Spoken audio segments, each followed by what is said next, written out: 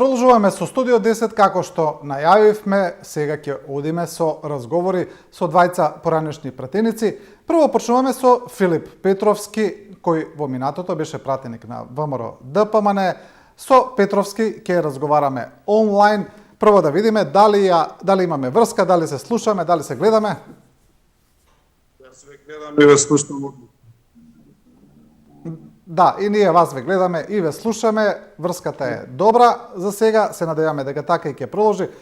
Господине Петровски, според ова што го гледаме, што се случува во јавноста, опозицијската ВМРО ДПМН заедно со алтернатива Алијанса за албанците и БЕСА и Левица најавија дека има ново парламентарно мнозинство, поднесоа интерпелација за владата, но според последните информации барем еден пратеник од тоа мнозинство одбива да гласа, бидејќи во него е вклучена Левица. Како гледате вие на овие процеси, што ќе се случува до четврток? Ова е како вовет за разговорот. Очекувате ли во четврток опозицијата да има 61 пратеник? Прво да кажам дека нормално е од секоја политичка партија да настојува да дојде на власт. Впрочем, за тоа и се формирани политичките партии да дојдат на власт. Но многу често начинот на кој се доаѓа на власт, односно методите кои што се применуваат за да се дојде на власт, се чудни. Во најмала рака, изненадувачки е да се спои ВМРО ДПМН со луѓе кои што, например, беа нападнати на 27 април од страна на некои активисти. Не велам дека оправдувам, никако не оправдувам насилие во примена, односно во спроведување на политички цели, меѓутоа добро знаете дека во овој случај на иста маса седат противставени идеолошки и спротивставени дури во други основи политички субјекти. Од озгора на сето тоа седи и Левица која што има па сосема поинакви размисли за тоа како треба да се движи иднината на Македонија и нивниот лидер многу често го цитира Ленин, Маркс, Енгелс, Фойербах и така натаму. Така што мене ми делува како еден комплот на желби. Немам ништо против да ја срушат владата ако можат, меѓутоа воопшто не ми делува дека е природно составено по идеолошка линија, односно дека има некаква цел, освен да се сруши власта, да се предизвика паѓање на истата. За тоа си е крива самата власт. Власта не реагираше како што треба соодветно, кога имаше сериозни проблеми пред се, мислам на смртта пред 2 месеци во болницата, на смртта на 15 на луѓе и одбивањето на оставката на Пилипче. Исто така и некои од реформите што ги спроведува Мила Царовска со иритација на безброј родители во школите. Така што ми се чини дека и резултатот на локалните избори, како и сегашната ситуација за обвивање, се должи на несоодветно решавање на некои од проблемите, што се само се сака да се искористи за да се сруши влада. Да, добро, не е спорно дека секоја партија, нормално дека незината цел е тежна е да стане власт за да раководи со процесите во државата, тоа е смислата на политичкото дејствување. Но мене ме интересира во однос на стратегијата која ја избра ВМРО ДПМН. Имено во тек е најавената оставка на премиерот Заев, кој тој самиот најави дека ќе ја поднесе и рече дека тоа нема премногу да се одоговлекува, појасни дека тоа нема да биде до декември, како што имаше некои најави, дека ќе биде побрзо, но ВМРО ДПМН реши веднаш да излезе со најави за ново парламентарно мнозинство, го покажа, но сега целиот план се изјалови, ми се чини. Дали мислите дека опозицијата сега малку ја сгреши целата стратегија, бидејќи представи ново мнозинство кое излезе дека воопшто не е стабилно, прво заради ова што вие го кажувате поради идеолошки причини, но и поради конкретни, еве на пример пратеникот Скендер Реджепи вели дека тој воопшто не бил информиран дека тоа ќе биде со Левица, туку мислел дека ќе биде со ЛДП. Значи, дали стратегијата е промашена? Видете, ја не гледам дека има стратегија, ја гледам само преголема желба. Ми се чини дека, вие добро видовте дека на фотографијата која што ја лиферува, стои првата виолина, односно спроведувачот на идеолошките и секакви други насоки од Будимпешта, тој Александар Николовски. Исто така многу често се зборува дека Александар Николовски е можната замена за Мицковски. Ако понатаму продолжите да анализирате фотографијата, ќе видите дека лидерите на албанските партии не седат на таа фотографија, туку седи само Мицковски како гостин, што имплицира две работи, дека бил принуден да седне и нели како што рековме пустата желба бидејќи лани нели он беше и на билбордите како шпицен кандидат, па ги изгуби изборите, што мене исто така ме води кон заклучок дека ни на овие избори не победи, туку народот го казнуваше за несоодветната политика, кој што реков кон Филипче, Мила Царовка и редица други грешки, сега да не набројувам, од Рек Битола, енергетската криза и така натаму.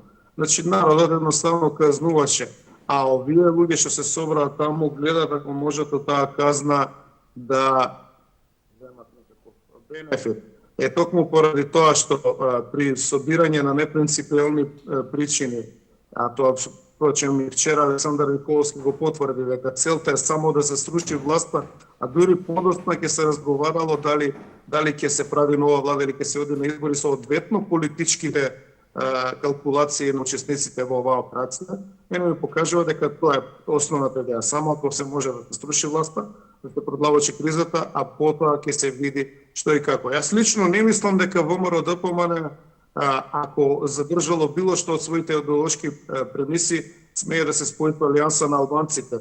Меѓутоа, просторот е стеснет затоа што немаат избор со кој би можеле да се спојат.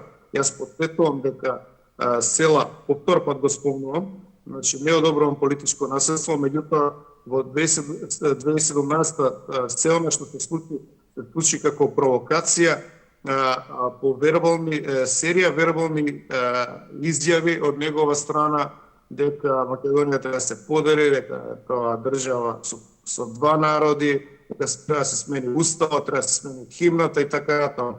Така што како тоа може да го спои во едно ВМРО ДПМН за да формира влада, мене не е јасно. Исто така третата отсечка, помала отсечка во овие 61 вели дека треба да се да речеме отповика признавањето на Косово, Јужна Кореја, Израел. Како би господинот Мицковски тоа мене живо ме интересира и дури да не кажам ајде во шега, дури би му дал мандат да видам како ќе го спроведе тоа, некој ограничен мандат да видиме како он желбите на Стела и желбите на Пасиев би ги спровел во живо само за да седи во премиерската фотелја. Вие го спомнавте, самиот ја спомнавте Будимпешта, имплицирајќи дека целиот овој план најверојатно доаѓа од таму. Претпоставам дека тоа ви е импликацијата.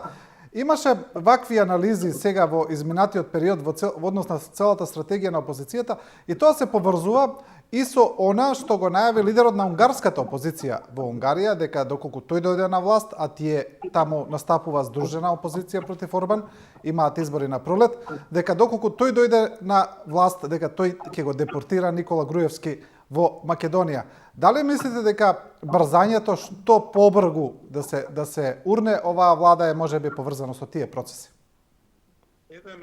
Една од мотивациите претпоставувам дека тоа, другата мотивација е евентуалното добивање на преговори, почеток на преговори за членство во Европската унија. На тој начин ќе се зацементира овој правец кој што го има фатено Заев, а исто така е, да речеме, заедничко размислување на најголем дел македонските граѓани. Така што, ако се пати тој пат, ќе биде многу потешко после тоа Македонија да се извади од таа шина, од тој колосек, а се разбира дека во позадина на делувањето на Мицковски тој Будимпешта, односно Груевски, тоа е видливо, барем за мене. Сега има луѓе кои тоа не може да го видат и се разбира дека нема зашто да им се забележи, затоа што доста од луѓето не се информирани во детали што стои во позадина на делување на нашата партија и се разбира не ги знаат персоналните решенија на Груевски. Јас фингерпринтот, односно неговиот отисок го гледам во добар дел од кандидатите и лично во градоначалникот сега на градот Скопје. Значи, но тоа е посериозна експликација потребна за тоа и тоа може би во некоја друга прилика. Меѓутоа се гледа дека едно од одлучувачките влијанија го има токму тој. Зошто е тоа така?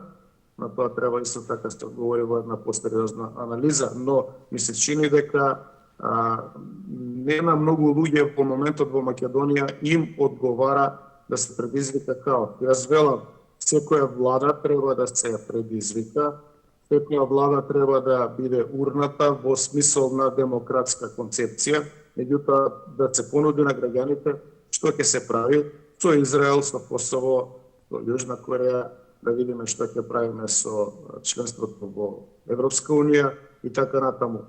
Такво нешто не слушнавме. Слушнавме само потреба да се оди, само дека се собрале 61 пратеници се подпишале и подоцна слушнавме дека дел од тие 61 мислеле дека на таа средба ќе дојде Горан Билевски, а не Апостија. Така што создадена една сериозна конфузија за која што за ден-два ќе чуеме всушност што на вистина се случувало позади параваните.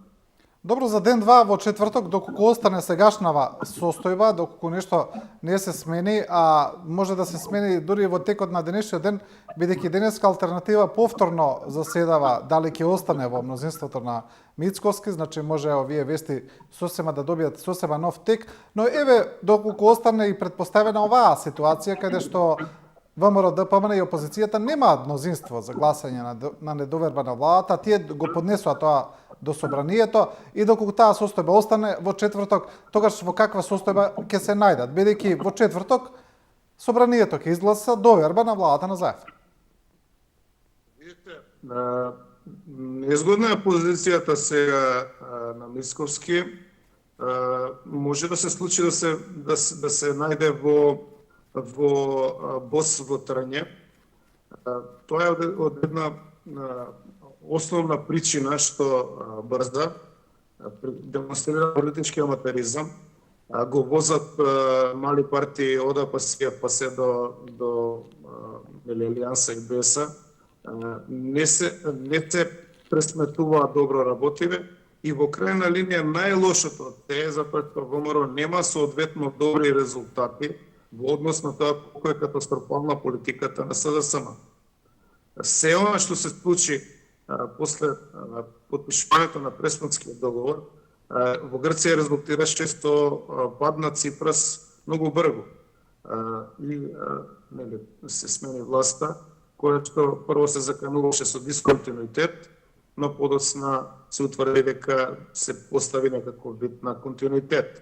Меѓутоа последиците беа завршување на кариерата на Ципрас. Тоа требаше да се случи и во Македонија, бидејќи такви драматични работи се случија што не беа всушност и поддржани од мнозинството од народот, не е подсетувам на референдумот и така натаму. Но сето тоа не беше канализирано, нити пак префрлено на контото на Мицковски.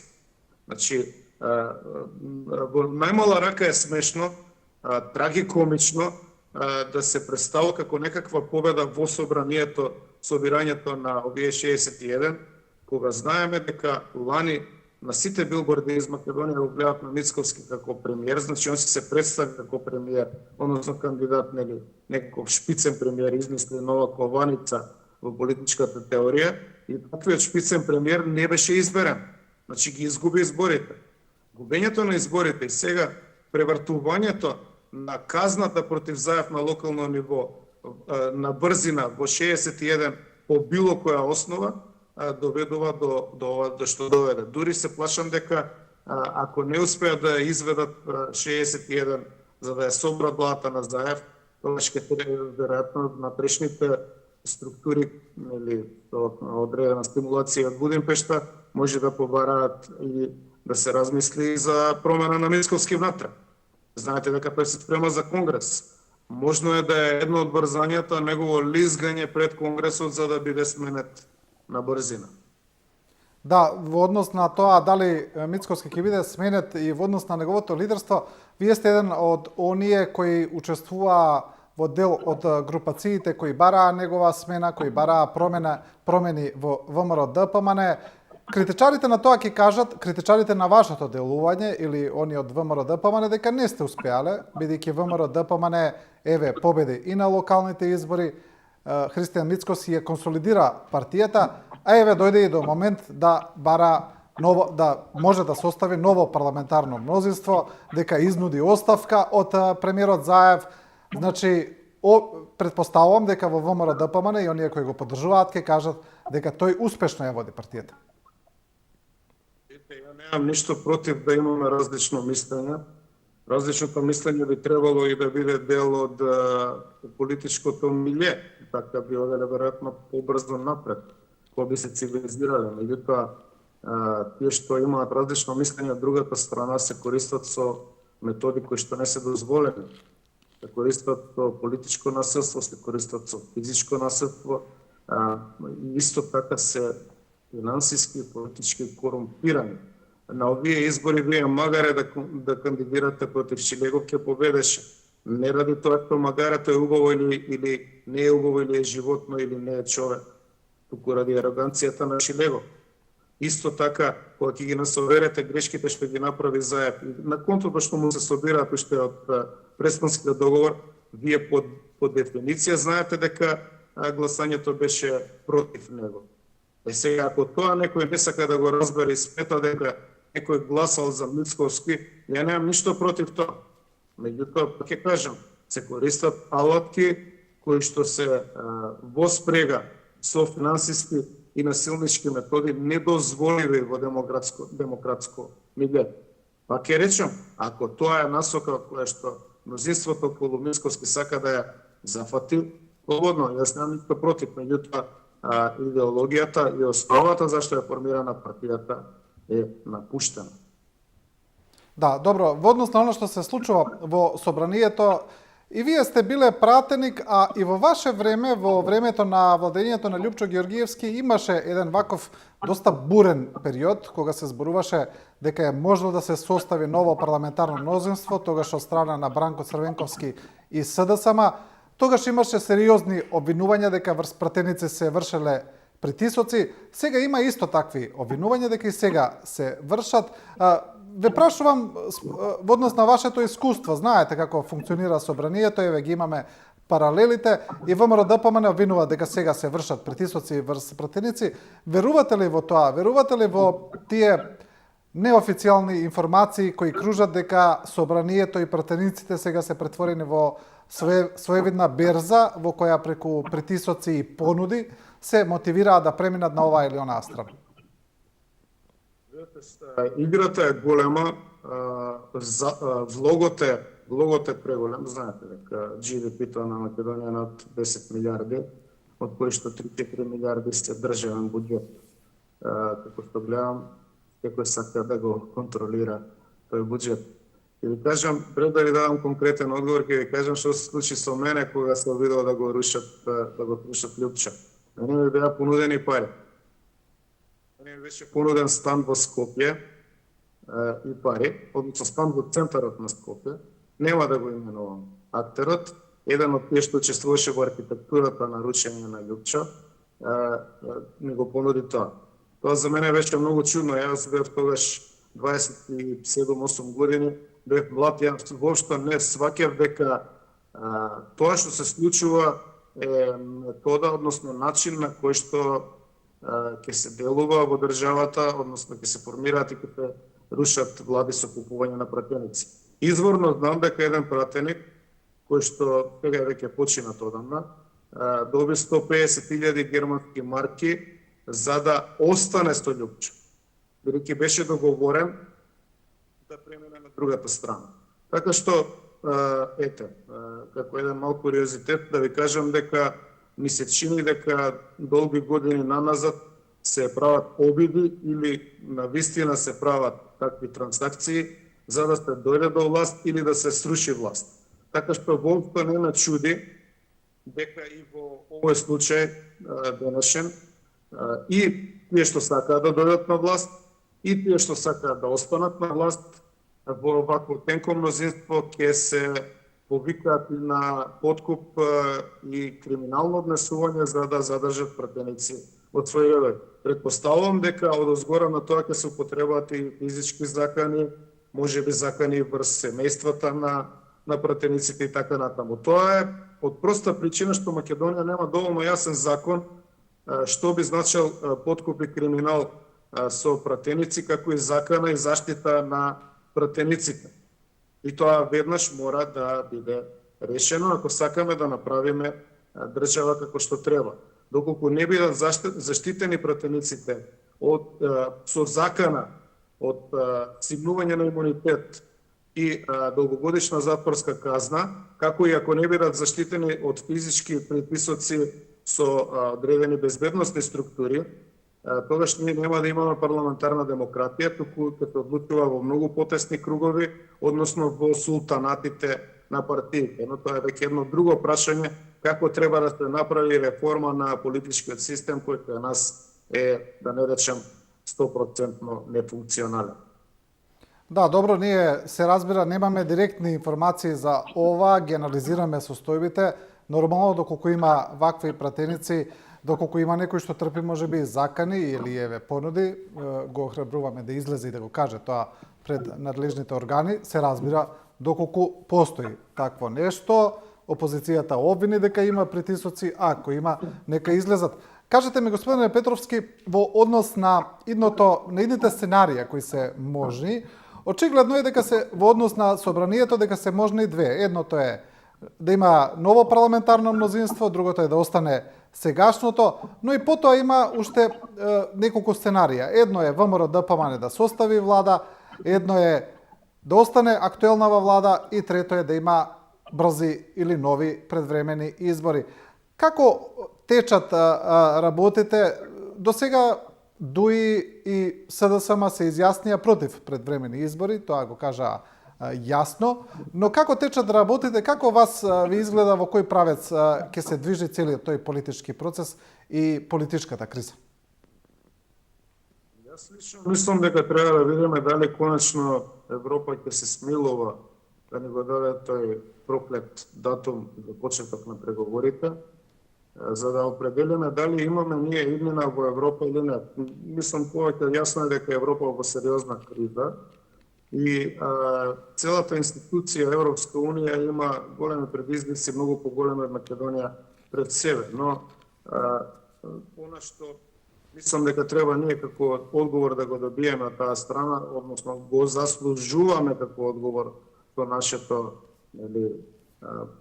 политичко делување кое што за да ги задоволиме нивните барања, е дали ние имаме европска иднина. При тоа мислам посебно на европските цивилизацијски вредности, за кои што зборев и пред малку во попрашањето на уредувањето на парламентарната демократија. Треба да видиме дали ги имаме тие вредности или евентуално треба да бараме алтернативни патишта. И тоа е многу тежок процес кој што најверојатно ќе има своје финале сега во декември. Ќе го добиеме тој датум или нема да го добиеме датумот. Во меѓувреме ќе видиме дали ќе се оформи нова влада или ќе застане оваа влада. Претпоставувам ако остане оваа влада ќе го тера мандатот до крај. Оти ќе биде уплашена од промена или ќе се обиде во тие 2,5 години да направи некаква промена, да си го подобри рейтингот за да може да се пласира подобро на избори, додека страната на Мицковски и на Александар Николовски ќе притиска за брза разврска, затоа што сметаат дека сега имаат инерција од позади локалните избори. Која опција ќе победи ќе видиме овие денови. Да, но и поради ова што го кажавте за датумот за Бугарија, бидејќи разврската околу тоа прашање зависи и од преговорите меѓу двете земји и од изборите во Бугарија, но и од притисокот кој треба да дојде до страна кој би произвел решение, пред се притисокот од Соединетите Американски држави. Сега нормално е дека тука доколку се постигне некаков компромис, претпоставувам дека земјава повторно ќе треба да направи некакви помали или покрупни отстапки, не знаеме за тоа. Дали сега мислите дека е паметно за ВМРО да помине токму сега да се остави влада среде енергетската криза, среде сите овие проблеми кои ги остава владата на Заев, кои ги набројавте и се разбира во среде преговори со Бугарија, среде тој компромис кој би требало да се постигне и кој за кој можеби би имало критики тука во земјава. Ќе има критики, сигурно ќе има критики. Повеќе од јасно е дека овие прашања се многу тешки за да се адресираат и разрешат без поголема енергија, поголем временски период и поголем губиток на политичка поддршка меѓу граѓаните. Значи, мене едноставно не ми е јасно зашто се форсира, зашто се брза премногу. Можеби нели рековме ради причините од Будимпешта или можеби поради една можна разврска која што би ги однела работите на подобро. Инаку во моментот земјата е во сериозен хаос. Нема потреба ништо друго да споменеме освен енергетската криза. Јас доволно се сеќавам наназад 30 и повеќе години дека ваква ситуација во која граѓаните размислуваат дали ќе има струја или не, дали ќе може да се греат зимоска, немало. Сите елементи кои што се насобрани во ова милје не говорат во прилог на Заев и неговата влада. Значи, само треба едно трпение, градење на јасна идеолошка позиција, доколку се чисти намерите и Заев ќе има многу голем проблем да се спаси. Ако не му попуштат бугарите, тој проблем ќе се закочи и ќе трае веројатно во наредните 20 на години. Така што тоа нема да може да го разреши и уште ако не разреши ефикасно енергетската криза, ако не се ослободи од кадрите кои што се со многу негативен рейтинг како Мила Царовска и Филипчев во него, он нема начин како да дојде во ситуација да се го подобри рейтингот, односно да ги прибере околу себе структурите. Да не заборавиме да го споменеме и Бранко Црвенковски кој што делува во овој момент на спротивната страна, односно со јасни правци на делување да се сруши Заев. Така што, поред мене, Мисковски не требаше да брза, требаше добро да се позицира, да се укопа, да ја прочисти идеолошката матрица, односно да постави јасна идеолошка платформа на делување и работите ќе дојдеа во негова корист. На овој начин мислам дека дури може да се превари. Добро, во однос на оставката на Заев, гледаме дека има силни притисоци за тоа пред се од коалицијскиот партнер ДУИ. Председателот на ДУИ Али Ахмети вели дека има повици од целата меѓународна заедница кои го предомислуваат Заев во однос на оставката, го предомислуваат и тие. Тие велат дека избрзал во проценката, дека не требало да ги врзува локалните со парламентарните избори, но премиерот Заев од друга страна не ја крие својата разочараност пред се од Европската унија, од сето она што се случи после Преспанскиот договор. Дали во однос на Бугарија, бидејќи вие и самиот го поставувате тоа како многу важен момент кој следува и кој ќе ги дефинира идните односи, дали мислите дека еден од главните мотиви за оставката на Заев е токму можниот компромис со Бугарија, во кој тој повторно би бил гледан како некој кој прави премногу отстапки за земја? Не мислам дека Заев има проблем да прави отстапки. Тој покажа дека неговиот политички пристап е да прави компромиси многу често на штета на нашите национални интереси. Јас не мислам дека он би имал проблем да се заврши работата со Бугарија. Сметам дека чувствува дека Бугарија може да обстои на ветото, што значи дека нема да почне никакво преговарање. И оваа оставка на некој начин е порака до Европска унија дека како што се меша да се склучи договорот со Грција и нели спонзорира такви договори, и ни ветуваа светла иднина, така треба да се замешаат и сега со Бугарија за да се расчисти овој проблем, за да се продолжи со таа во наводници наша светла иднина. И тој смета, предпоставувам дека доколку они не се замешаат многу јасно, дека овој проблем нема да се реши. бидејќи прашањето што Македонија во Бугарија се користи во внатреполитичката борба и пресметка за тоа или кој е поголем бугарин. Да, кога сме кај Бугарија, господине Петровски, вие имате, предпоставувам, повеќе информации од просечен македонски граѓанин, бидејќи меѓу останатото бевте и директор на Државниот архив, таму има доста историски документи кои се поврзани со овој македонско-бугарски спор. Сега гледаме проблем и во функционирањето на историската комисија. Еден од членовите на македонскиот дел на комисијата поднесе оставка, вели врз него биле вршени притисоци, од МНР тоа го демантираат. Дали мислите дека целиот овој процес требаше да се води вака?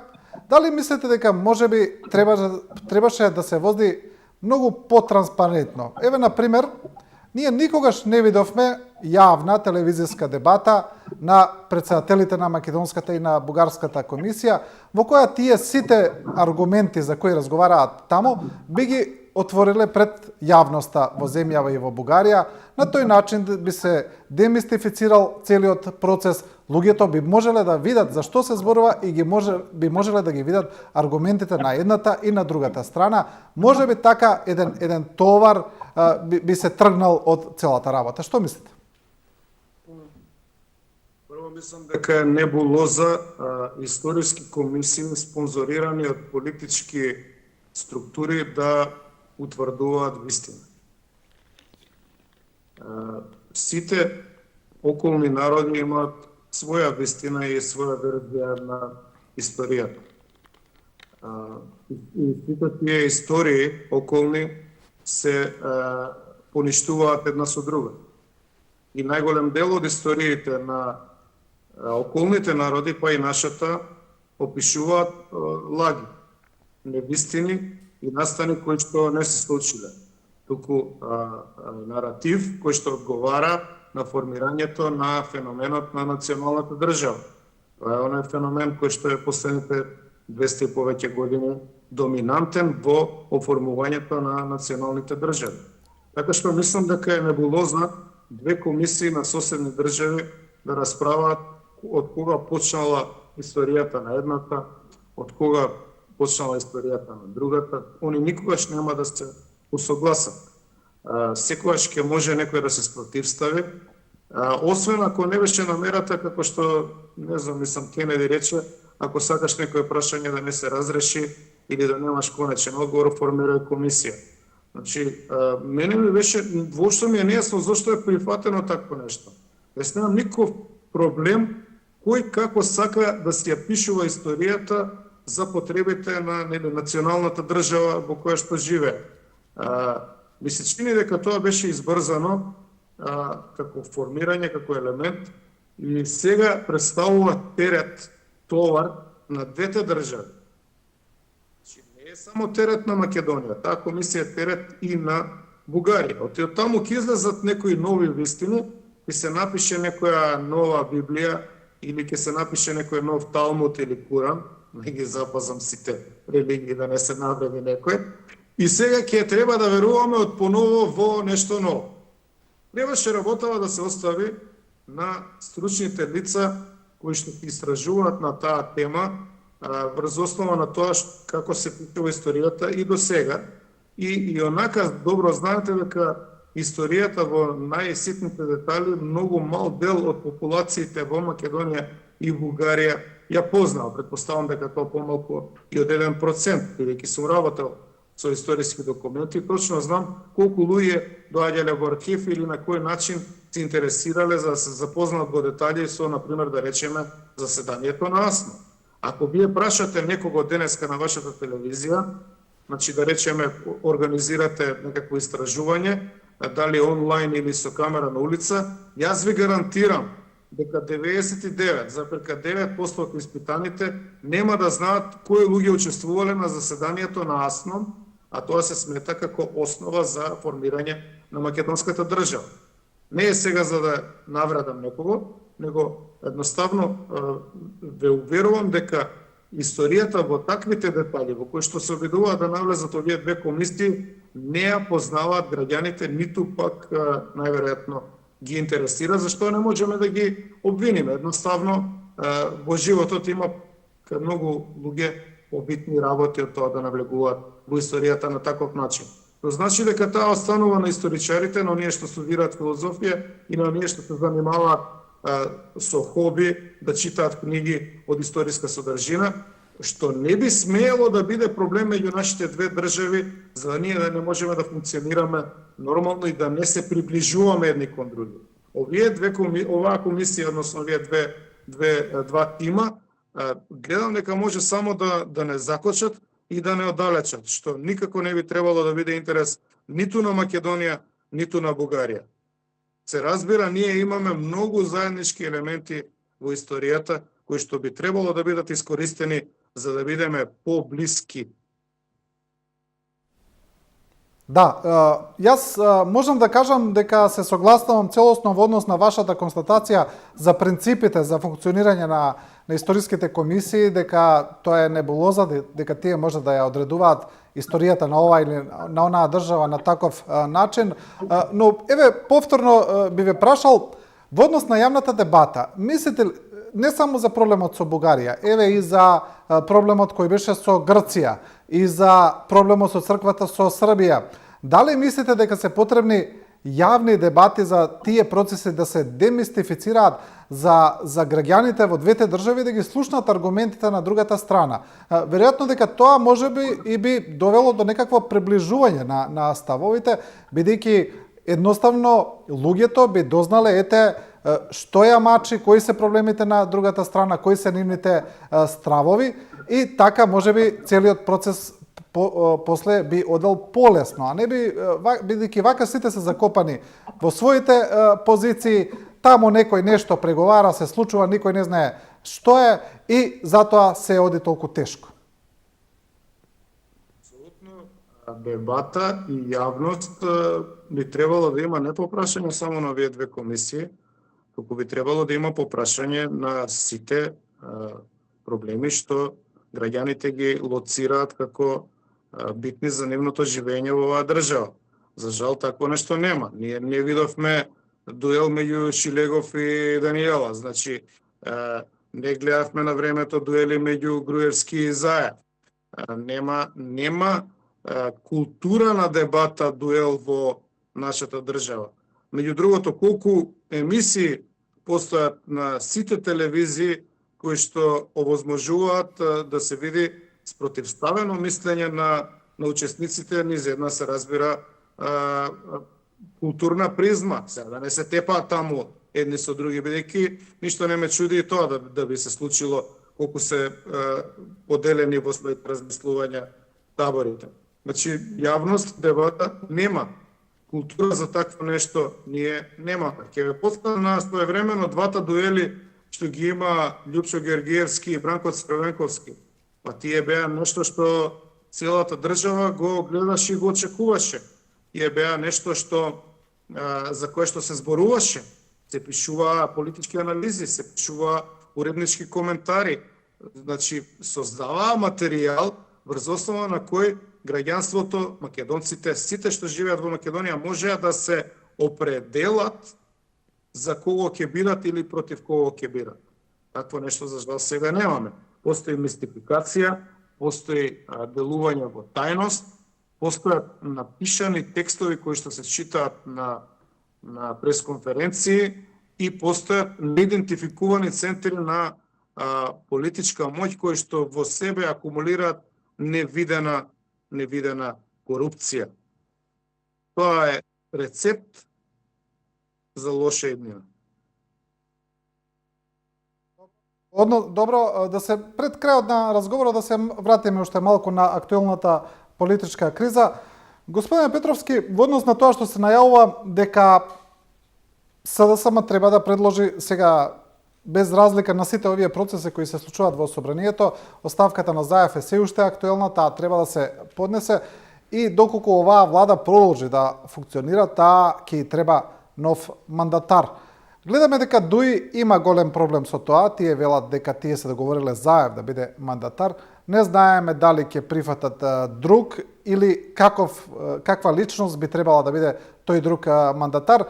Гледате ли вие некој од актуелната политичка понуда како нов председател на владата во идниот период? Прво да кажем дека сум чудоневиден како Учек трансформирана во ДУИ стана политички виртуози. Буквално другите партии за нив се мали деца. Ако има предвремени избори, ДУИ ќе има по она што го гледам како анализа 18 пратеници и ќе ги збрише останатите албански партии. Така што и они нагласуваат дека немаат никакво проблеми да има предвремени избори. Сигурни се дека ќе остварат огромна победа.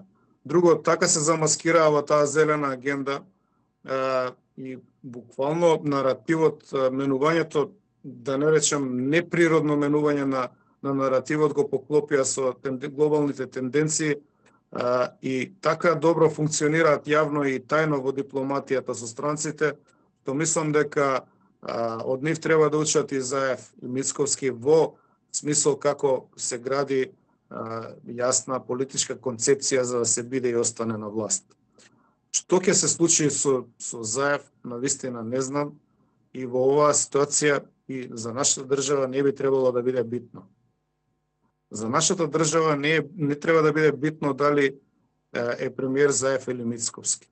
За нашата држава треба да биде битно, односно за граѓаните, и претпоставам дека на најголем дел им е битно, но тие се она мнозинство, тивко мнозинство кое што не ни излегува на избори бидејќи им е преку глава, на нив им е битно, а овие треба да го дадат одговорот која е нашата иднина.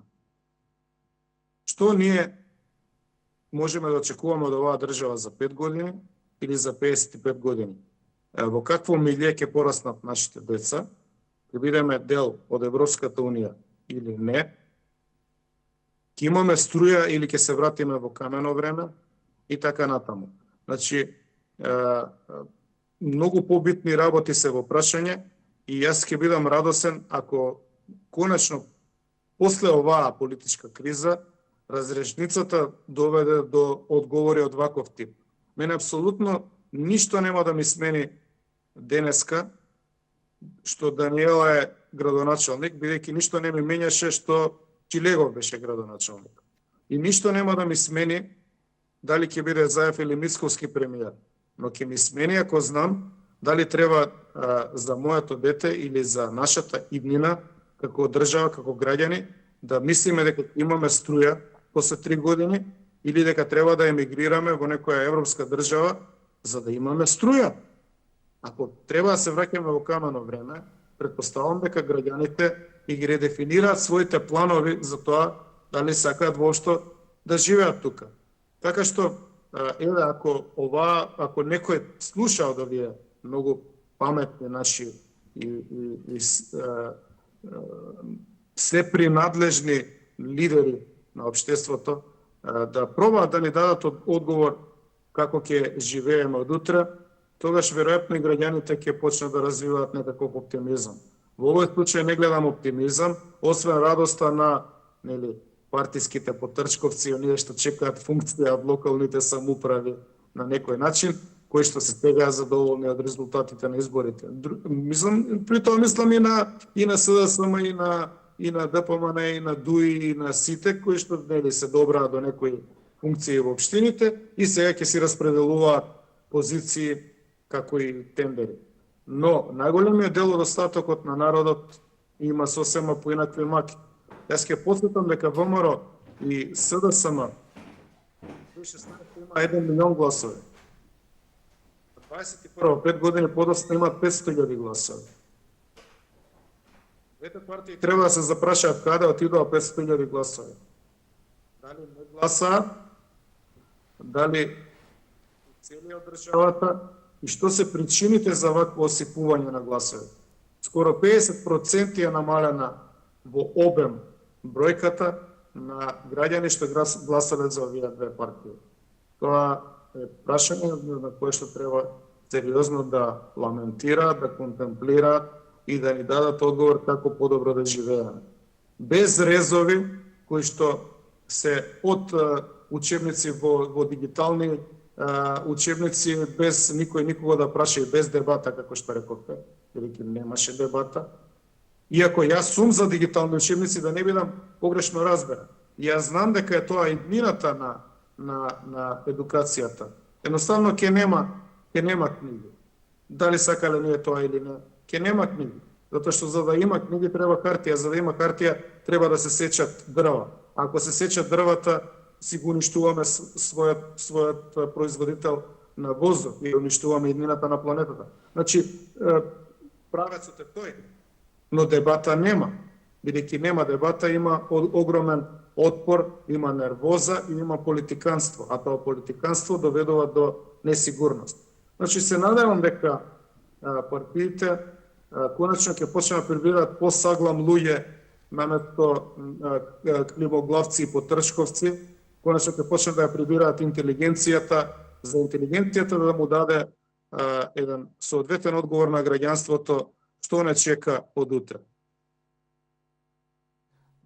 И за крај, господине Петровски, едно прашање, кога пред, не знам сега точно, пред колку години, пред 25 години, пред колку беше, кога штрajkувавте во оние шатори пред собранието, така ја почнавте на некој начин својата политичка кариера, ми се чини, подоцна станавте и актуелен пратеник.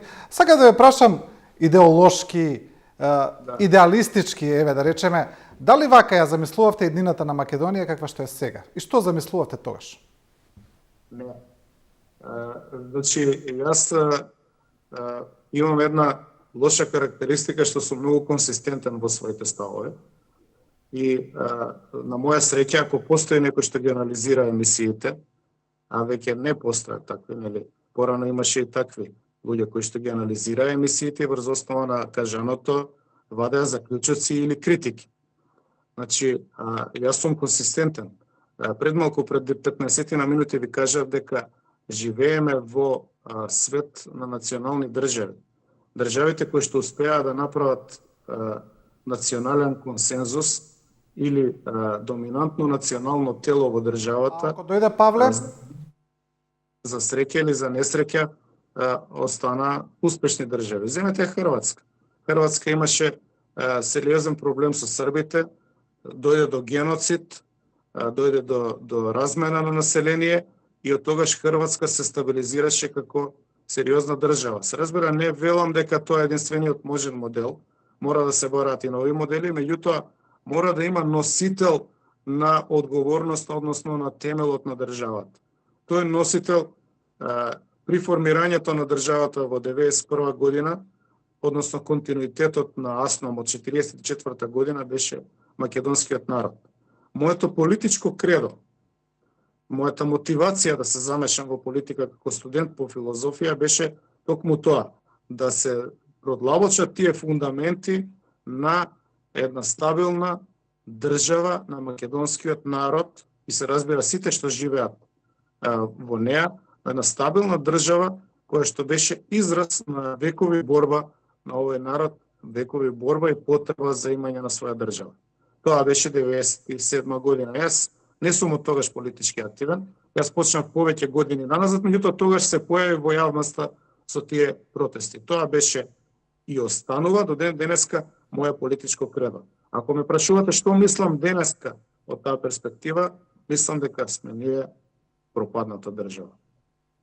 Сменети се фундаментите на државата, значи воопшто не е исто како што беше во 90-тите. Преамбулата на македонскиот устав е сменета 2 пати, не еднаш. Тотално е обезличена државата според потребите и притисоците на некои надворешни фактори, кои што воопшто не внимаваат, нити може да имаат увид како таа промена ќе делува внатре. А гледате како делува. Денеска гледате како делува. Се собираат 61 пратеник, едни сакаат држава за македонците, други сакаат поделба на држава на Македонија и Албанија, трети сакаат отповикување на признавање на Јужна Кореја, на Израел.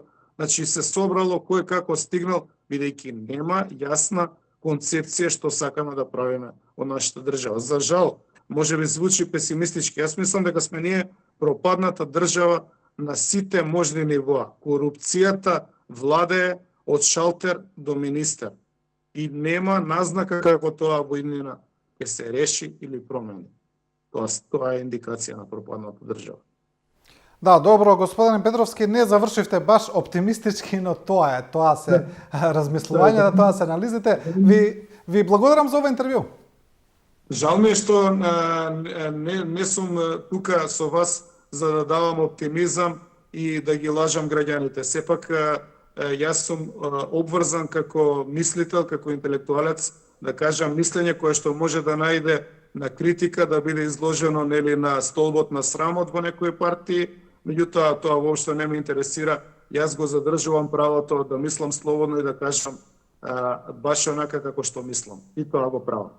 Да, ви благодарам уште еднаш, господин Петровски, за интервјуто на Телевизија 24 во Студио 10. Убав ден. Тоа беше интервју со Филип Петровски.